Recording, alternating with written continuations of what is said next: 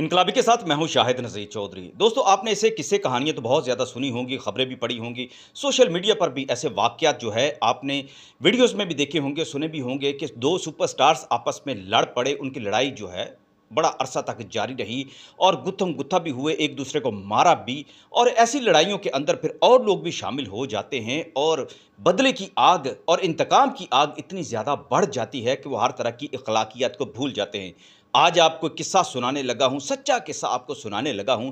पाकिस्तान के 2 सुपरस्टार्स के दरमियान लड़ाई हुई और कैसे हुई, किस तरह हुई, इसमें भी एक सबक है, एक हिकमत है और ये बात समझने की ज़रूरत है कि हमारे जो पहले एक्टर्स थे, हमारे पुराने जो एक्टर्स थे, जैसा कि अलाउद्दीन साहब और संतोष कुमार दर्पण साहब, ये बड़े अपने दौर के सुपरस्टार थे।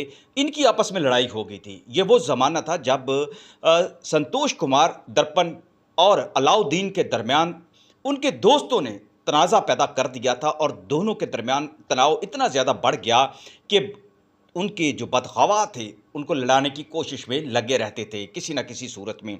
ये मुस्लिम टाउन में रहते थे, जो लाहौर का एक पुराना इलाका था, नहर के किनारे। इत्तेफ़ाक ये है कि मैं खुद इसी इलाके में कई साल तक रह चुका हूँ। लिहाज़ा मुझे मालूम है कि इनके घरों के दरमियान जो था फ़ासला बहुत कम था और इनके घरों के अंदर जो महफ़िलें हुआ करती थी, रातें जागा करती थी, इनके दोस्त इकट्ठे हुआ करते थे। मेरे मेंटोर अली सुफ़ियान अफ़ाकी पाकिस्तान के जो माया नाज़ डायरेक्टर थे, राइटर थे, बहुत बड़े सहाफ़ी थे।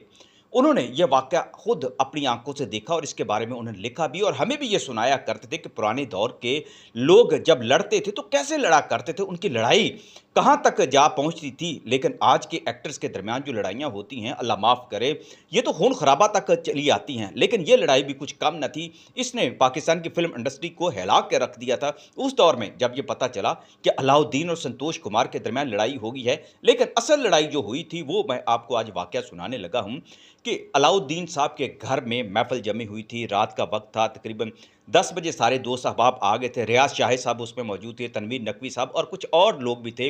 महफ़िल जारी थी। महफ़िल आप समझ सकते हैं कि उस दौर में महफ़िलें कैसे हुआ करती थी।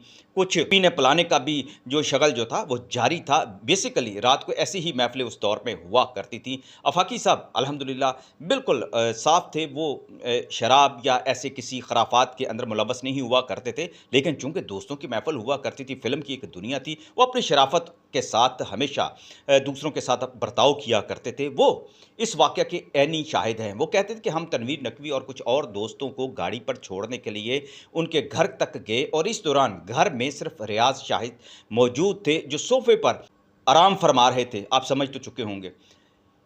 इसी दौरान दर्पण साहब जो है उनके घर पर पहुंच गए, यानी अलाउद्दीन साहब के घर पर पहुंच गए। उनके भाई वहां राजू भी मौजूद थे, जो फिल्म डायरेक्टर के तौर पर उनका एक बड़ा नाम, उन्होंने बहुत सारी फिल्में जो थी उनकी डायरेक्शन में बनी फिल्में। राजू वहाँ पर मौजूद थे। पता ये चला कि दर्पण साहब को जाके किसी ने ये बताया है कि अलाउद्दीन के घर के अंदर संतोष कुमार को बहुत बुरा भला कहा गया है, गालियाँ दी गई हैं और उनकी शान में इतनी गुस्ताखी की गई है कि अल्लाह माफ़ करे। जो उस महफ़िल में मौजूद थे, उन्होंने जाके दर्पण साहब के ये कान भर दिए। अब हुआ ऐसा कि दर्पण साहब अपने घर से निकले, उनके साथ उनके कुछ दोस्त अहबाब थे। उन्होंने अलाउद्दीन के घर पर हल्ला बोल दिया और ऊँची-ऊँची आवाज़ में कहने लगे। पहले तो उन्होंने राजू को ललकारा और दोनों आमने-सामने हो गए, लेकिन इस दौरान ये हुआ कि उन्होंने रियाज़ शाहिद को बहुत ज़्यादा बेइज़्ज़त किया और उनसे कहा कि तुम लोग मेरे भाई से जलते हो, हसद करते हो, मैं तुम लोगों को छोड़ूँगा नहीं अगर तुमने हमारे भैया के खिलाफ़ ऐसी बातें की। ये सारी बातें करने के बाद दर्पण साहब गुस्से में वापस अपने घर चले गए। कुछ देर बाद अलाउद्दीन साहब घर पहुँचे, अफ़ाकी साहब भी उनके साथ थे, वापस आए तो उन्हें मालूम हुआ कि दर्पण इस तरह से घर पर आकर ललकार कर गए हैं और रियाज़ शाह साहब की बड़ी उन्होंने बेइज़्ज़ती की है। ये सुनते ही अलाउद्दीन साहब, चूँकि उस वक़्त थोड़ी-सी उन्होंने पी भी रखी थी, उनका गुस्सा दुबाला हो गया और उनकी जो गैरत जो थी वो जाग उठी। उन्होंने कहा, मेरे घर आकर मेरे मेहमान के साथ इस कदर बर्ताव करेंगे, इतना घटिया बर्ताव करेंगे, मैं इनको नहीं छोड़ूँगा। अलाउद्दीन जो थे गुस्से में आग बगोला होकर अपने भाई के साथ और अफ़ाकी साहब के साथ और साथियों को लेकर संतोष कुमार साहब के घर पहुँच गए। करीब ही घर था, सर्दियों के दिन थे और सब ने चादरों की बुकलें भी मारी हुई थीं।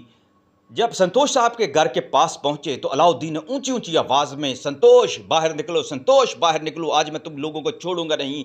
तुमने मेरे घर जाकर मेरे मेहमान को बेइज्जत किया है, ये तुम्हारी अखलाकियत है, तुम्हारी कैसी जरूरत हुई कि मेरे मेहमान के साथ इस तरह से बर्ताव करो, मैं तुम्हें नहीं छोड़ूंगा। संतोष साहब बाहर निकले बड़े मासूमियत के साथ, उन्हें तो बिल्कुल पता ही नहीं था हुआ क्या। उन्होंने कहा अलाउद्दीन साहब से, खैर है, हुआ क्या है? उन्होंने कहा कि दर्पण और तुम लोगों ने मेरे घर पर आकर मेरे मेहमान को बेइज्जत किया है, रियाज शाहिद के साथ तुम्हें ऐसा बर्ताव करने की जरूरत कैसे हुई है? मैं तुम लोगों को नहीं छोड़ूंगा, तुम्हें जलील करके रखूंगा। इस तरह की बात जैसे ही उन्होंने सुनी, इसी दौरान उनके भाई बाहर आ गए। ये शोर सुनकर राजू, अलाउद्दीन के जो भाई थे, उन्होंने संतोष कुमार के साथ बदतमीजी करने की कोशिश की तो अचानक जो लड़ाई का पांसा जो था वो इस तरह से पलटा कि अलाउद्दीन साहब अपने भाई पर आग बगोला हो गए और कहने लगे, वो तुम्हें शर्म नहीं आई राजू?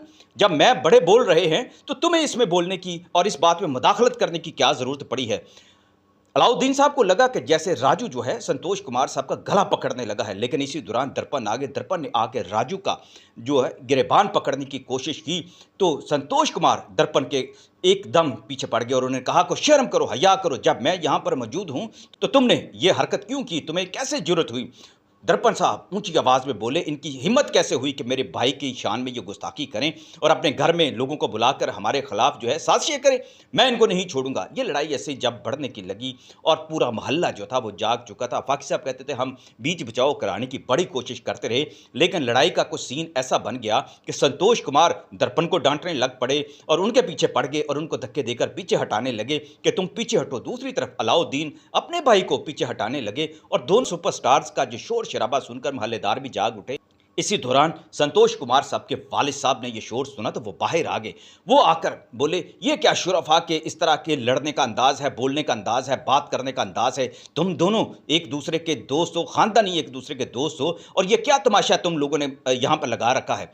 अलाउद्दीन ने एकदम खामोशी अख्तियार कर ली और उन्हें किस्सा बताया कि इस तरह दर्पण ने उनके घर आकर ये सारा का सारा जो है उनके मेहमान रियाज शाहिद आप तो अच्छी तरह जानते हैं, अदाकारा नीलो के शोहर और अदाकार शान के वालिद, उनकी शान में आके गुस्ताखी की है, उनको बेइज्जत किया है और ये मुझसे बर्दाश्त नहीं होता कि मेरे मेहमान के साथ ये ऐसा करें। तो उनके वालिद संतोष कुमार साहब के वालिद साहब ने उन्हें कहा कि मैं अभी जिंदा हूँ, अगर आपको ऐसा कोई शिकवा हो गया, शिकायत पैदा हो गई तो इस तरह ये शुरफा के लड़ने का अंदाज है? ये आपने आकर जिस तरीके से यहाँ पर आकर उन्हें ललकारा है, पूरा मोहल्ला एक तरह से जाग उठा है, तो लोग क्या सोचेंगे हमारे बारे में? तो मैं जिंदा हूँ, आप लोग मुझे आके बताते और कहते कि देखें संतोष और दर्पण साहब को उस वक्त इशरत के नाम से घर वाले साहब बुलाते थे, यानी कि इशरत ने ये बदसलूकी की है तो मैं इनके कान खींचता, इनको डंडे मारता और इनकी पीठ सुरख कर देता। ये इनकी जुर्रत कैसे हुई कि आपके घर जाकर इस तरह आपके मेहमान को बेइज्जत करने की इन्होंने ऐसी जिसारत की? अब ऐसा सूरत हाल ये बनी थी कि अलाउद्दीन साहब खामोश हो गए और उसके बाद ये लड़ाई इस तरह से ख़त्म हुई कि दोनों अपने अपने घरों को चले गए। जब सुबह हुई तो अलाउद्दीन साहब संतोष कुमार साहब के घर गए अपने भाई को साथ लेकर और उन्होंने हाथ जोड़कर संतोष कुमार और उनके वालिद से माफ़ी मांगी। दर्पण से भी कहा कि हमें माफ़ कर दो, रात को हम ज़्यादा ही गुस्से में आ गए थे, हमें इस तरह से आपके साथ नहीं करना चाहिए था। दूसरी तरफ संतोष कुमार साहब ने दर्पण से कहा कि आप भी इनसे माफ़ी मांगो और दर्पण साहब ने भी हाथ जोड़कर अलाउद्दीन साहब से माफ़ी मांगी और कहा हमसे गलती हो गई, हम आइंदा इंशाअल्लाह ताला ऐसी हरकत नहीं करेंगे, लेकिन हमें जो हमें गुमराह करते हैं, जो हमारी बदखोइयाँ करते हैं, हमें उनसे मुहतात रहना चाहिए।